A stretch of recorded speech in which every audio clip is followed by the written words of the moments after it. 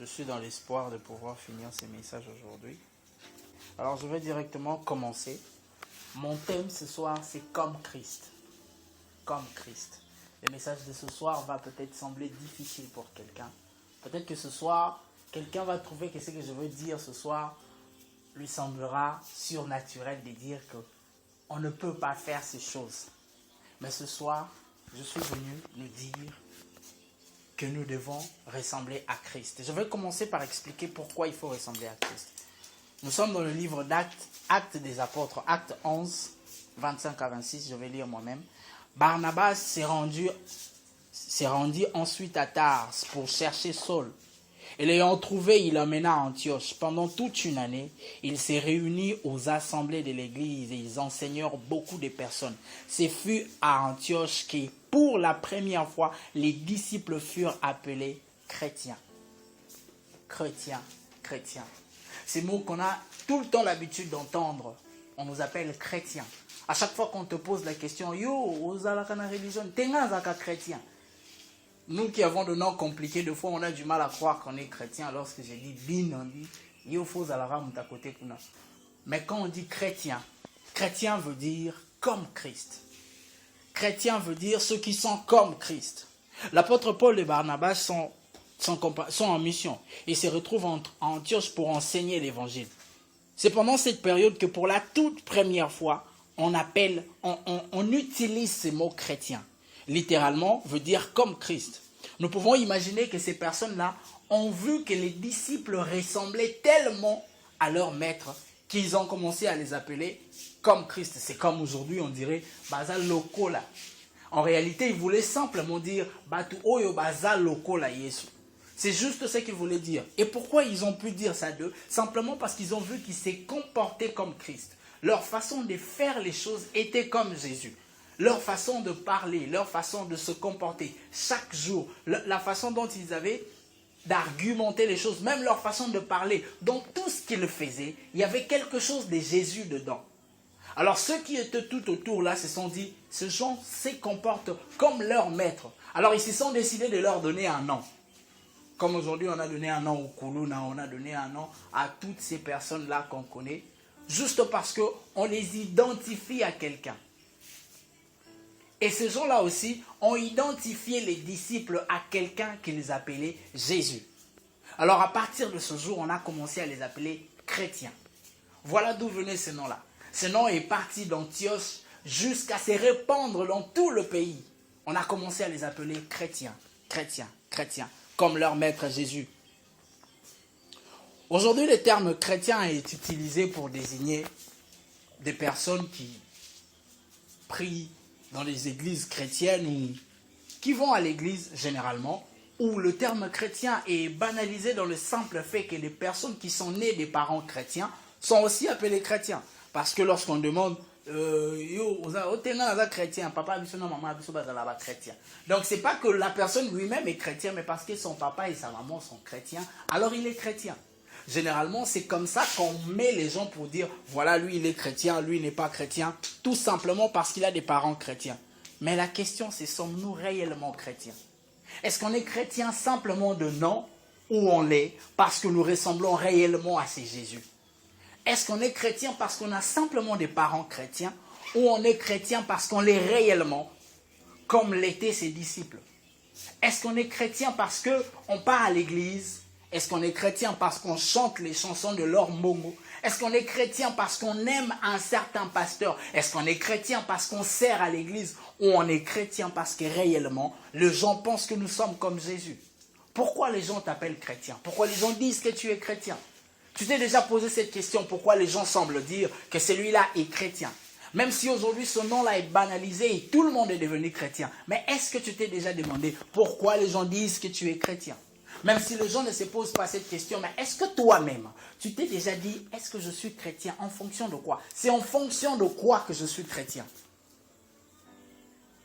Jésus lui-même a mis en exergue l'importance du disciple d'être comme son maître. Lorsqu'il parlait lui-même, il disait que le disciple se devait d'être comme son maître. Bien qu'il ne puisse lui-même être supérieur. C'est vrai que le maître va rester supérieur, mais dans dans la logique du disciple et du maître, le disciple se doit de ressembler à son maître. Le disciple se doit de faire comme son maître. En réalité, c'est pour ça qu'il est disciple. Pour être comme son maître. C'est pour ça qu'il est disciple. Pour ressembler à son maître. C'est donc notre responsabilité de devenir comme Jésus.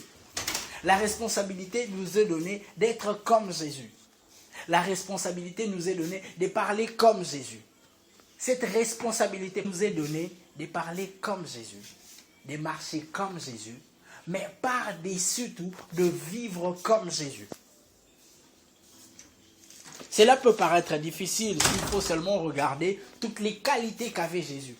S'il faut seulement voir toutes les qualités qu'avait Jésus, être comme Christ semble une mission impossible. S'il faut seulement regarder ce qu'était Jésus ici sur terre, il avait tellement de qualités que la personne risque de se dire c'est pratiquement impossible d'être comme Jésus. Lorsqu'on regarde les choses comme ça, on se dit je ne peux pas ressembler à Jésus. Il est pratiquement impossible que je ressemble à Jésus.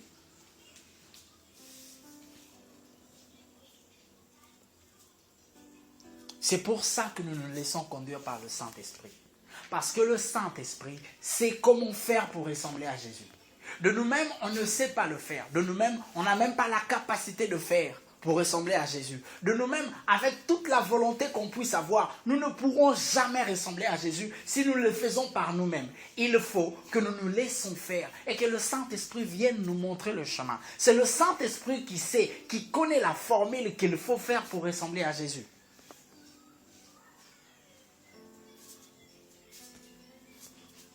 La question que j'aimerais encore nous poser, c'est qu'est-ce que ça veut dire être comme Jésus? Qu'est-ce qu'on veut dire par être comme Jésus? Nous pouvons trouver tellement de qualités en lui que la liste sera trop longue. La liste des qualités de Jésus serait tellement longue qu'on risquerait même de s'embrouiller dedans. Parce que lorsque tu vas commencer à te dire, il faut nakaba, Jésus partagé, Jésus prêché, Jésus. Il y a tellement de choses que Jésus faisait que ça risque d'être compliqué. Alors on a besoin que le Saint-Esprit nous guide. On a besoin que le Saint-Esprit nous conduise. On a besoin que le Saint-Esprit nous montre le chemin. On a besoin que le Saint-Esprit nous dise ce que nous devons faire. On a besoin que le Saint-Esprit pousse dans notre cœur quelque chose qui va faire naître la chose qui fera en sorte que tu deviennes comme c'est Jésus. Le problème, c'est qu'on ne veut pas laisser le Saint-Esprit fonctionner en nous. On ne veut pas laisser le Saint-Esprit grandir en nous. Déjà, tu ne connais pas la manifestation du Saint-Esprit. Tu ne peux pas être comme Jésus. Si le Saint-Esprit ne t'a jamais rempli, tu ne sauras jamais être comme Jésus. Tu pourras faire tous les efforts que tu veux. Si le Saint-Esprit ne te dirige pas, si tu ne te laisses pas conduire, diriger, tu ne fonctionnes pas, c'est le fonctionnement du Saint-Esprit, tu ne sauras jamais être comme Jésus. Celui qui veut être comme Jésus doit se laisser pousser, doit se laisser avancer. Tout ce que tu vas devoir faire, celui qui veut être comme Jésus doit dépendre du Saint-Esprit. Mais ce qui est choquant aujourd'hui est que nous chrétiens, nous avons parfois honte qu'on nous dise qu'on est comme Jésus. Ce qui est bizarre, c'est qu'on veut qu'on nous appelle chrétiens, mais dès le moment où on nous dit qu'on est comme Jésus, on refute la chose. Dès le moment où, dès l'instant où on nous dit « toi, tu agis comme Jésus », on a honte de l'accepter. On a honte de le dire devant les gens. J'aimerais commencer par nous dire quelque chose, je crois, déjà avoir dit ici, c'est que lorsqu'on vient dans la présence de Dieu, ce n'est pas pour le mariage, ce n'est pas pour l'argent, ce n'est pas pour toutes ces choses que tu veux. Tu as peut-être des choses que tu veux, mais lorsque tu viens, Dieu aussi veut des choses de toi. Et lorsque tu viens, Dieu veut simplement que tu sois comme son Fils, Jésus-Christ. Dieu veut simplement que tu ressembles à Jésus. Dans l'objectif de Dieu, c'est que lui, il veut, c'est que tu ressembles à son Fils. Dieu n'a pas d'objectif pour dire Israël fois là. Non, toutes ces choses viennent après. C'est pour ça que la Bible dit cherchez premièrement le royaume des cieux. En réalité, ils veulent dire cherchez premièrement à ressembler à Jésus et le reste vous sera donné. Commencez par chercher à ressembler à Jésus. Le reste viendra après. Comme pour dire le mariage, l'argent, tout ce que tu cherches, ce sont des choses qui viennent après. Comme un homme de Dieu disait, il disait tout ça ce sont des matavissi. Si tu n'as pas acheté les pains, ne t'attends pas à ce qu'on te donne des matavissi. Si tu n'as pas payé le prix pour être comme Jésus, ne t'attends pas à recevoir toutes ces choses que tu demandes. Commence par payer le prix pour dire, je veux être comme Jésus. Tu payes ce prix d'être comme Jésus. Alors, toutes ces choses viendront à toi. Tu n'auras même pas à te battre pour ça parce que ça viendra vers toi. Mais commence par payer le prix d'abord d'être comme Jésus. C'est quoi être comme Jésus? C'est quoi être comme Jésus? La question que je nous pose ce soir, c'est quoi être comme Jésus? Alors j'étais en train de dire, nous les chrétiens, nous avons honte. Dès l'instant où on nous dit, toi tu commences à agir comme Jésus. Princière, tu commences à faire les choses comme Jésus. Et on se dit, non, non, non, c'est pas vrai. Je veux m'expliquer. Comme je disais, le fruit de nos prières, parce que Dieu, lorsqu'il nous appelle dans sa présence, c'est pour que nous ressemblons à Jésus. Donc le fruit de nos prières, c'est lorsque nous devenons comme Jésus. C'est-à-dire, si j'ai pris chaque jour et que je ne deviens pas comme Jésus, je n'ai rien fait. J'étais en train de prier l'autre jour, je disais à Dieu, Seigneur, pendant ces 14 jours où j'ai prié, je disais à Dieu, j'ai dit, Seigneur, je ne veux pas sortir de ce moment avec beaucoup plus d'onction, je ne veux pas sortir de ce moment avec beaucoup plus de précision dans le prophétique, mais je veux sortir de ce moment avec beaucoup plus de toi. C'est-à-dire que lorsque je sortirai, que les gens se disent, maintenant il ressemble à Jésus. Je ne veux pas sortir pour que les gens disent, là maintenant il prophétise beaucoup, là maintenant il prie beaucoup, là maintenant il commence. Non, je ne suis pas parti pour monter en onction. Je ne suis pas parti, non. Je suis entré en ce moment de prière pour être de plus en plus lui et de moins en moins moi. Je suis parti pour le ressembler de plus en plus et de ressembler de moins en moins à moi-même. Si je pars en prière et que j'entre en prière, si nous passons ces 2 jours, et qu'à la sortie nous ressemblons à nous-mêmes, alors nous n'avons rien fait. Si nous prions chaque jour à 19h30 et qu'à la fin nous ressemblons toujours à nous-mêmes, ça veut dire que nous n'avons rien fait. Si tu passes tout le jour ton temps à l'église, tu pries, tu fais tout ce que tu veux. Si à la fin tu continues à ressembler à toi-même, ça veut dire que tu perds ton temps. Parce que le fruit de toutes nos prières de chaque jour, c'est d'être comme Jésus. Parce que je l'ai dit, si Dieu nous appelle, c'est pour ressembler à son Fils. C'est pour que chaque jour, en étant à côté de Jésus, dans la présence de Dieu, que nous soyons comme lui. C'est ça l'objectif de Dieu. Alors si chaque jour je viens, je prie et que demain Dieu me donne le mariage et que je ne ressemble toujours pas à Jésus, j'ai perdu mon temps à l'église. Est-ce que quelqu'un me comprend ce soir? Est-ce que quelqu'un est en train de me suivre ce soir? Je suis en train de dire que ce qui me choque moi, c'est qu'à chaque fois que le fruit de ta prière commence à sortir, tu en as honte. Vous êtes en train de vous poser la question, mais de quoi il parle? Le fruit de tes prières, c'est que tu ressembles à Jésus. Le fruit de nos prières est que nous soyons comme Jésus. Mais à chaque signe de Jésus qui paraît en toi, nous sommes le premier à fuir le fruit de nos prières. Nous en avons même honte. Je veux te poser une question. Comment tu réagis lorsque, après une bonne action, quelqu'un te pose la question, toi tu commences à te prendre pour Jésus? Je vais dire sans lingala. Après que tu aies fait quelque chose de bien, qu'est-ce qu'on répond généralement? Généralement on dit, pourquoi il faut toujours que je me justifie lorsque quelqu'un me dit que je commence à me prendre pour Jésus?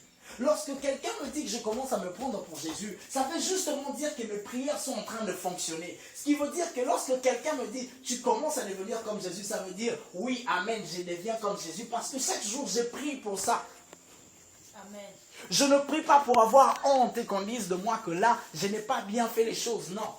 Si je prie chaque jour et qu'on ne me dit pas que je ressemble à Jésus, alors je ne prie pas. Si je prie chaque jour et qu'à la fin, on ne me dit pas que j'ai fait les choses comme Jésus, alors je suis en train de perdre mon temps. Mais généralement, lorsque quelqu'un vient te dire, après une bonne action, ou après que tu aies pardonné à quelqu'un qui ne les méritait pas, il y a toujours quelqu'un à côté de toi pour dire, yo,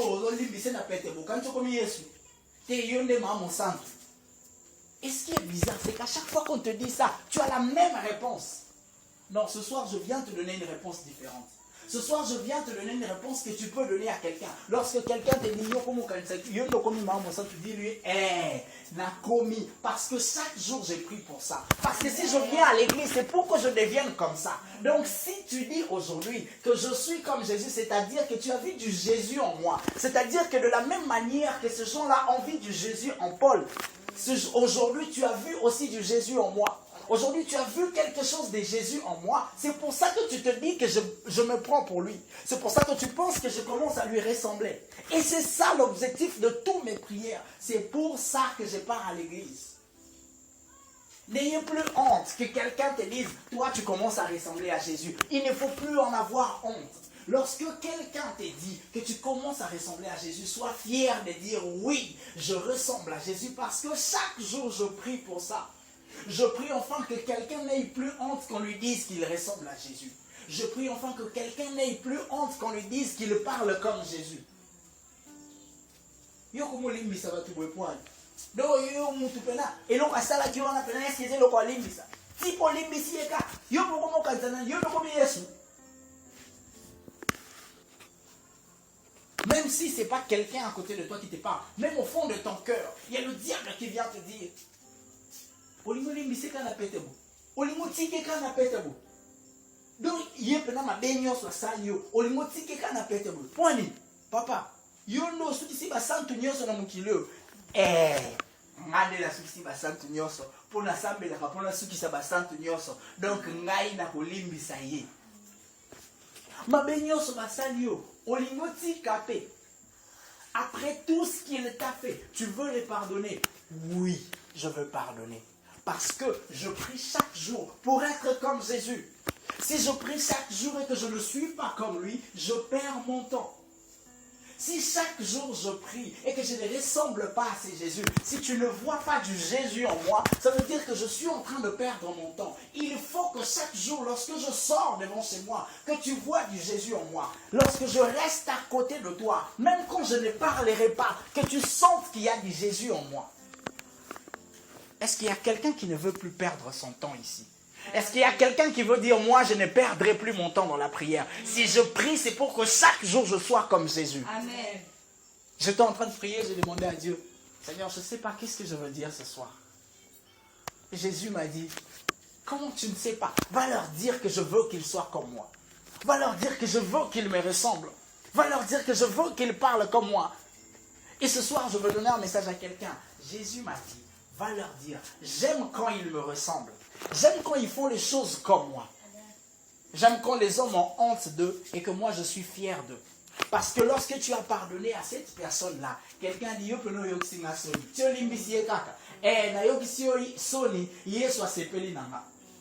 toi vraiment tu m'as déçu. Ti kaka. On salue mon côté. Yo peno comme no yuma. Nandimi ki yuma nanga. Du moment où mon Jésus est content, j'en ai rien à foutre de ce que tu peux penser. Du moment où mon Jésus est content, tu peux dire ce que tu veux, tu peux penser ce que tu veux, j'en ai rien à foutre. Parce que si je prie chaque jour, c'est pour ressembler à Jésus. Si je prie chaque jour, c'est pour être comme Jésus. Ce qui est bizarre, c'est que nous les chrétiens, nous n'aimons pas être humiliés. Nous les chrétiens, nous ne voulons pas être insultés. Nous les chrétiens, nous n'aimons pas. Toi, tu as toujours l'habitude. Je t'informe que Jésus basakana. Tu sais ça? Parce que les gens ont pris ses habits et puis ils ont commencé à jouer avec. Basakana. Je t'informe que Jésus basakana un esprit. Parce que lorsqu'il a demandé de l'eau, on lui a donné du vinaigre. Basakana un esprit. Mais yo basakana un esprit. Yo lingaka baja buzoba te. Yesu basali sakai baja buzoba. Est-ce que... J'aimerais poser une question. Le jour où j'écrivais ces messages, moi-même, j'ai rié. Après que tu as entendu toutes ces choses, est-ce que tu as encore envie de devenir comme Christ? Après que tu sais maintenant que Jésus, être comme Christ, c'est de fois laisser les gens se moquer de toi. Après que tu as appris que être comme Christ de foi, c'est laisser quelqu'un t'escroquer et le laisser partir. Après que tu saches que être comme Christ, c'est parfois abandonner là où tout le monde pense que tu as la force de gagner. Après que tu saches que être comme Christ, n'a rien à voir avec tout ce que tu pensais. Yo basakana na ote, yo basalisa ko ka ba jete. Yo linga ba ja buzo bate.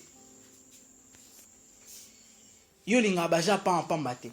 Je t'informe que tout ce que toi tu n'aimes pas là, Jésus a accepté ça. Si tu veux être comme lui, tu dois accepter ça. Ah, j'étais en train de dire que dans mon message ce soir, quelqu'un va se rendre compte que je suis en train de dire des choses qui vont les dépasser. Quelqu'un va se dire, est-ce que wana pe izaka kozala lokwa Yesu? Izaka kozala lokwa Yesu.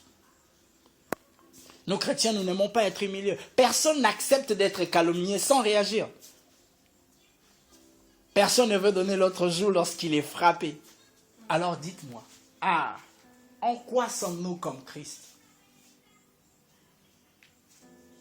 Si lorsqu'on t'insulte simplement, tu es le premier à t'élever pour frapper, parce que yo linga buzo bate. Jésus s'est laissé frapper pour que toi tu sois en vie. Jésus a accepté toutes ces choses pour que toi tu sois sauvé. Alors si tu veux être comme lui, accepte aussi toutes ces choses pour que l'autre soit sauvé. Ah, vous pensez qu'il y a que Jésus qui a donné sa vie? Non. Être comme Christ, c'est aussi donner sa vie pour que les autres soient sauvés. Être comme Christ de foi voudrait dire que même là où on a menti, que tu te taises pour que les autres trouvent la paix.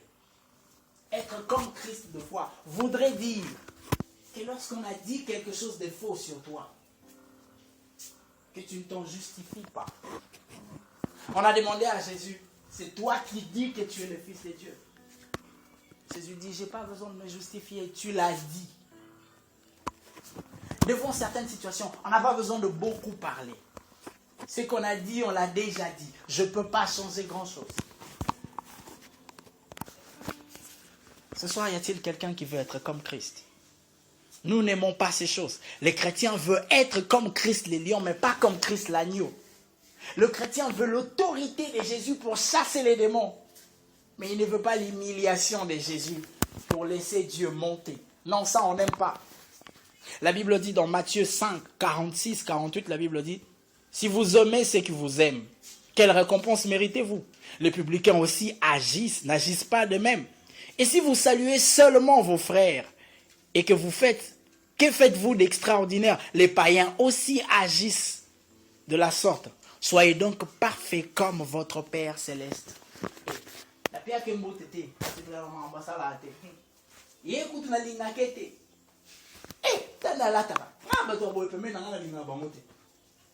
Maintenant, dis-moi, qu'est-ce que tu fais d'extraordinaire? En quoi tu es comme Christ si tu n'es pas différent des païens? En quoi tu es comme Jésus si toi tu fais les choses comme tout le monde le fait? En quoi tu es comme Jésus? Jésus dit, soyez parfaits comme l'est votre Père céleste. Si le Père céleste est parfait, je me dois d'être parfait. Je sais que ça a l'air impossible. Moi, j'ai toujours dit, depuis la première fois lorsque je me suis converti, il y avait une phrase que je répétais tout le temps, je disais, du moment où c'est pas impossible, je peux faire. C'est vrai que ça a l'air insurmontable, mais du moment où c'est pas impossible, je peux faire. Être comme Christ, c'est pas impossible. Je l'ai dit ici une fois. J'ai dit le fait que Jésus soit descendu sur terre était un message qu'il lançait à deux personnes. Jésus voulait dire premièrement, j'ai vécu comme homme sur terre. Parce que lorsqu'on lit l'Ancien Testament, on se rend compte que Dieu frappait tout le temps. Dieu frappait n'importe où et n'importe quand. Il frappait. On se demande, c'était un Dieu sanguinaire qui frappait. On ne comprenait pas. Alors le fait que Jésus soit descendu sur terre voulait dire ceci. Jésus voulait dire au Père, je suis descendu sur terre. J'ai vécu ce qu'ils ont vécu. Et je t'assure que ce n'est pas facile. Alors arrête de frapper comme ça. Jésus voulait dire au Père, tu as assez frappé. Moi, je sais ce que c'est qu'être humilié. Toi, tu n'as jamais connu les péchés. Tu ne sais pas ce que c'est que la tentation. Moi, je connais ces choses. Alors ne frappe plus comme avant. Mais en même temps, il voulait aussi nous dire, j'ai vécu parmi vous pendant 33 ans. Je n'ai pas péché. Vous aussi, vous pouvez le faire. Parce que Jésus même à la fin dit qu'on fera bien plus que ce que lui a fait. Il ne parlait pas seulement en termes de miracles ou de prodiges. Il parlait aussi du fait que nous pouvons vivre dans la sanctification comme lui l'a fait.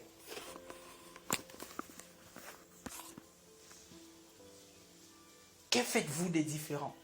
En quoi êtes-vous différent si vous n'arrivez pas à être comme Jésus? Pourquoi on vous appelle chrétien? Si vous faites les choses comme tout le monde, si vous voulez être comme tout le monde, pourquoi il faut qu'on vous appelle chrétien? Vous disiez partout que vous êtes comme Christ, mais vous ne lui ressemblez en rien du tout.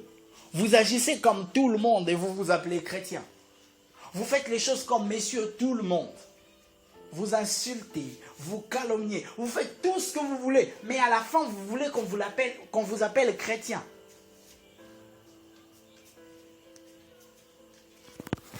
Tout le monde veut que son nom soit respecté. C'est-à-dire, je ne laisse pas n'importe qui porter mon nom. Même tel que je suis là. Si quelqu'un est là-bas dehors et Koulouna et qu'il dit qu'il a le même nom que moi, à un moment donné, si quelqu'un est dehors là-bas, il vole les histoires d'autrui. Même s'il dit qu'il a le même nom que moi, j'aurais du mal à l'accepter. Alors à combien plus forte raison, c'est Dieu qui est mort pour nous à la croix. Lorsqu'il regarde ce qu'il fait, il ne dit pas toi. Et c'est pour ça que la Bible dit même que ce jour-là, il dira, éloignez-vous de moi, je ne vous ai jamais connu. La Bible nous dit que Yesu, Seigneur, comment c'est fait? Lorsqu'il va te regarder, il dit, mais tu n'as rien de moi en toi. Tu ne me ressembles même pas. Regarde-toi, tu ne me ressembles pas. Tout ce qu'on te dit, tu n'entends pas. Tout ce qu'on te demande de faire, tu ne fais pas. Qu'est-ce que tu veux? Comment tu veux me ressembler? Si toi, tu penses que Yonde Mutamakasi n'a pas tenu. Comment tu veux me ressembler? Ce qui tire les loyaux, moi, ce qui tire les loyaux, tu veux toujours avoir les derniers mots dans tout ce qu'on dit. En quoi tu me ressembles? Non, toi, je ne t'ai jamais connu. La Bible dit, il nous dira ce jour-là, éloignez-vous de moi, je ne vous ai jamais connu. Je vais encore répéter ma question. Après avoir entendu toutes ces choses, le fait d'être comme Christ, ce que ça donne, ce que ça fait, le prix qu'il faut payer pour être comme Christ, qui veut encore être comme lui? Qui veut être comme Christ? Qui veut dire, moi, j'accepte de payer ces prix, je veux être comme lui? À l'extérieur, tu n'acceptes même pas d'être critiqué. La question c'est, est-ce que tu connais la personne que tu viens chercher? Est-ce que tu connais réellement c'est Jésus?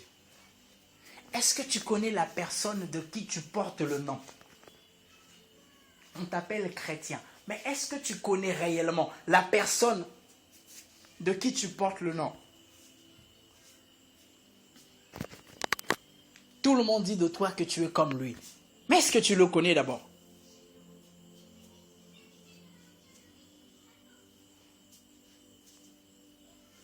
Si tu pries, tu lis la Bible et que tu fais tout ce que tu fais là, c'est d'abord pour être comme lui. Tout ce qu'on fait, c'est d'abord pour être comme lui. Prier, lire la Bible, rester dans la présence de Dieu, tout ce que tu connais là, donner la dîme, tout ce que tu fais là, aller à l'église, c'est d'abord pour être comme lui.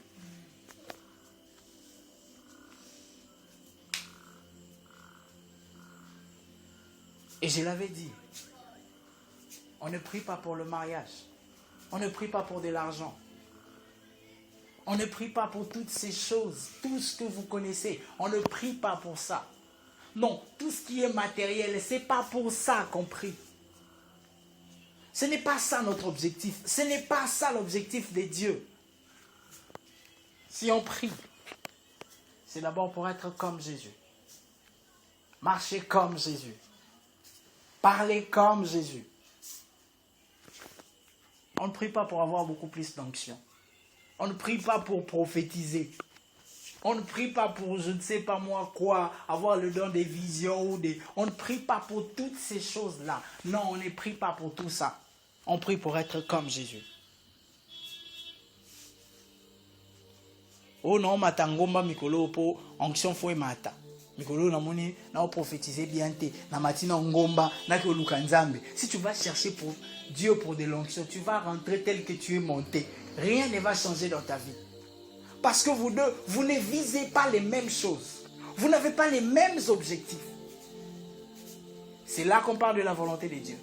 Et c'est là que plusieurs personnes se compliquent la vie.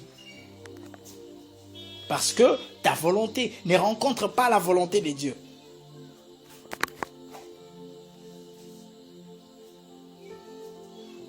On veut tous être comme ces grands hommes et ces grandes dames qu'on voit aujourd'hui. Mais j'aimerais te dire une chose. Cet homme que tu apprécies tant, j'entends plusieurs personnes, à chaque fois que les gens témoignent, on parle de l'humilité du pasteur Roland. Il dit, à chaque fois que quelqu'un témoigne sur lui, on dit que c'est un homme très humble. Mais rassure-toi, s'il est comme ça, c'est parce que lui, il a pris la décision d'être comme Jésus. C'est-à-dire, il a décidé d'imiter Jésus. C'est pour ça qu'il est comme ça. Donc, si tu l'apprécies, c'est parce qu'un jour, lui, il a décidé d'imiter quelqu'un. Qu'est-ce que tu attends, toi aussi, pour imiter cette personne-là? Tu veux que les gens, tu veux plaire aux autres, commence par imiter Jésus. Commence par imiter Jésus. Le grand problème, surtout avec nous les jeunes, c'est que nous sommes encore remplis de nous-mêmes. Alors cela empêche Jésus de se faire voir en nous. Jésus ne peut pas se montrer s'il y a encore beaucoup de toi en toi-même. S'il y a encore du toi en toi, Jésus ne peut pas se manifester. Comment tu veux qu'on voit Jésus? J'aime ce qu'un homme de Dieu a dit. Il dit, comment tu veux que je me lève pour qu'on ne me voie pas? En réalité, c'est ça. Tel que je prêche, je me lève pour que vous ne me voyez pas moi, mais que vous voyez celui qui parle en moi. C'est ça l'objectif. Je ne me lève pas pour que vous me voyez moi. Je me lève pour que vous voyez celui qui parle dedans de moi. C'est lui que vous devez voir, pas moi. C'est lui que vous devez chercher. C'est lui que vous devez apprécier. Ce n'est pas moi.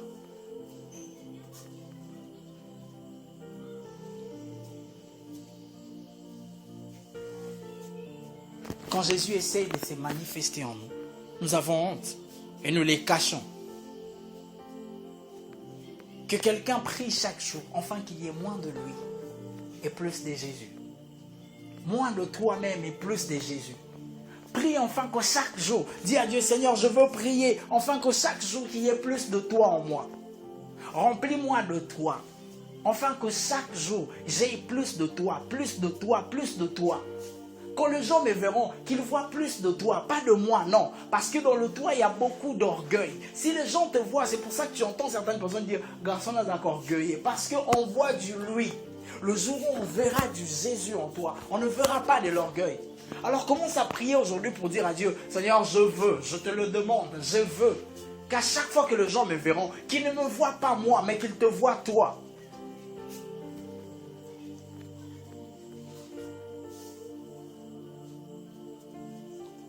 Lorsque les gens commencent à voir du Jésus en toi, c'est là qu'on a la facilité de dire, ce n'est plus moi qui vis, mais c'est Christ qui vit en moi. Lorsque les gens commencent à voir Jésus en toi, tu peux le dire facilement, ah là, ce n'est plus moi qui vis, c'est Christ qui vit en moi. Mais lorsqu'on te voit, tu insultes les gens. Lorsqu'on te voit, tout ce que tu fais, c'est escroquer les gens. Et puis le soir, tu viens dire, ce n'est plus moi qui vis, c'est Christ qui vit en moi. C'est que c'est Christ qui commence à escroquer les gens. C'est Jésus qui commence à escroquer les gens. Parce que toi, tu dis que ce n'est plus toi qui vis, c'est Christ qui vit en toi. Mais lorsqu'on te regarde, tu n'as rien à voir avec ce Christ-là. Lorsqu'on essaie de te regarder, tu n'as rien à voir avec lui. Tu ne lui ressembles même pas un peu. Même pas un tout petit peu là. Tu ne lui ressembles pas.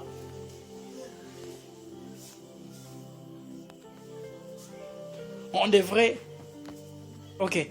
pas avoir honte de ceux qui nous disent qu'on se prend pour Jésus. Puisque c'est notre objectif. Et si quelqu'un te dit cela, c'est parce qu'il a vu du Jésus en toi. Alors soupirons après ces choses, ne les réprimons pas, n'en ayons pas honte, soupirons après ces choses, cherchons ces choses. Et le meilleur moyen de chercher ces choses, c'est de se comporter comme Jésus. Cherche à ce que les gens te disent, yo comment kanisokomi Yesu. Cherche ces choses, soupire ces choses, désire le même. Dans Philippiens 2:5, Paul pouvait dire, ayez en vous les sentiments qui étaient en Jésus. Ayez en vous les sentiments qui étaient en Jésus. Quels étaient ces sentiments? Si j'ai en moi les sentiments qui étaient en Jésus, alors je veux me comporter comme lui. Alors je veux parler comme lui. Alors je veux aimer comme lui. Alors je veux aider comme lui. Je veux faire tout toujours comme lui parce qu'en moi, j'ai les sentiments qui étaient en lui.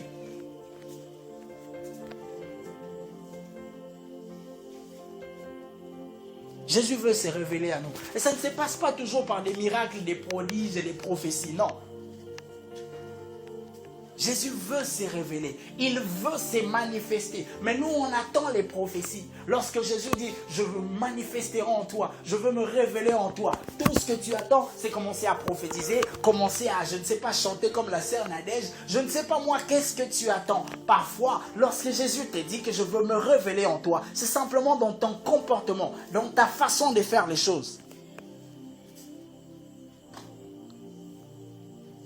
Parfois, c'est simplement, Jésus veut simplement se révéler dans tes émotions. Tu vas te rendre compte que tu commences à plus aimer les gens. Tu as la peine pour les autres. Tu ne veux pas voir quelqu'un souffrir. Tu as les soucis d'aider les gens. Tu ne veux pas voir un pauvre en train de mendier en cours de route. Il faut que tu donnes quelque chose. Tu veux partager le peu que tu as. C'est ça la manifestation première de Jésus-Christ. Avant les prophéties et les miracles, c'est d'abord ça la manifestation de Jésus. Est-ce que Jésus s'est déjà manifesté en toi? Est-ce que tu as déjà vu la manifestation de Jésus-Christ en toi? As-tu déjà ressenti que ça c'est la manifestation de Jésus-Christ? Je ne suis pas en train de parler des miracles parce que le plus grand miracle d'abord, c'est l'amour. Celui qui n'aime pas ne connaît pas les miracles. Vous cherchez à voir les maladies partir. Commencez d'abord à voir l'amour. Parce que le plus grand miracle, c'est d'abord l'amour et les soucis de l'autre. Si on n'aime pas, on ne fait rien. Jésus veut se manifester, mais il veut le faire par nos sentiments et nos émotions, ou encore par notre style de vie qui doit ressembler à celui de Jésus. Si ton style de vie ne ressemble pas à celui de Jésus, dis-moi, qu'est-ce que tu fais? On parle de notre Dieu. L'église s'est organisée pour l'envoyer dans un village très lointain pour qu'il aille prêcher la parole de Dieu. Je pense que j'en ai déjà parlé ici. Pour qu'il parte prêcher la parole de Dieu. Alors il est arrivé là-bas, il s'est organisé, alors il savait qu'il devait aller prêcher dans une place publique. Il a tout préparé, Le jour où il part pour prêcher, le Saint-Esprit lui dit, ne prêche pas. Il arrive, comme il était sur place, bon, il a dit, ok, je vais quand même aider les gens qui étaient là, transporter des trucs et tout et tout. Et puis la journée est passée. Normalement, il avait un délai, je crois, d'1 mois ou 2 mois. Alors chaque jour, lorsqu'il venait pour prêcher, le Saint-Esprit lui disait, ne prêche pas, fais ce que tu fais chaque jour. Et pendant 1 mois, il a vécu comme ça. Et puis, l'église l'a rappelé pour lui dire, voilà, tu as fini ta mission là-bas, rentre ici. Il est rentré. Et puis quelques temps après, on renvoie un autre serviteur de Dieu. Au même endroit, va prêcher. Cet homme arrive, il prépare aussi les choses. Et il commence à prêcher. Il prêche. Il voit plus il prêchait, plus les gens se rassemblaient autour de lui. Plus il prêchait, plus les gens venaient. Il ne comprenait pas. Et puis un homme a levé le doigt et lui a dit, cet homme de qui tu es en train de parler, il a vécu parmi nous ici. Il a demandé, Jésus. Il dit, oui, exactement. Mais il ne s'appelait pas Jésus. Mais en réalité, tout ce que tu dis là, la façon d'être de ton Jésus là, ça ressemble exactement à quelqu'un qui était ici. Il est parti il n'y a pas longtemps, mais il se ressemble comme 2 gouttes d'eau. On ne sait pas s'il avait le même visage, mais ce que tu es en train de raconter, c'est exactement ce que cet homme était en train de faire ici. Parfois, on prêche mieux par notre comportement que par notre prédication. La meilleure prédication, ce n'est pas la prédication où il y a beaucoup de rimes à l'intérieur, non. La meilleure prédication, c'est lorsque tu nous enseignes par ton comportement que tu es comme Jésus. Cet homme-là n'avait jamais prêché, et pourtant il prêchait. Aucune phrase n'était sortie de sa bouche, et pourtant il a donné la plus grande prédication. Il a prêché comme jamais personne n'avait prêché, parce qu'il a prêché par son style de vie et par son comportement. Tu veux prêcher les gens, commence par nous prêcher dans ton comportement.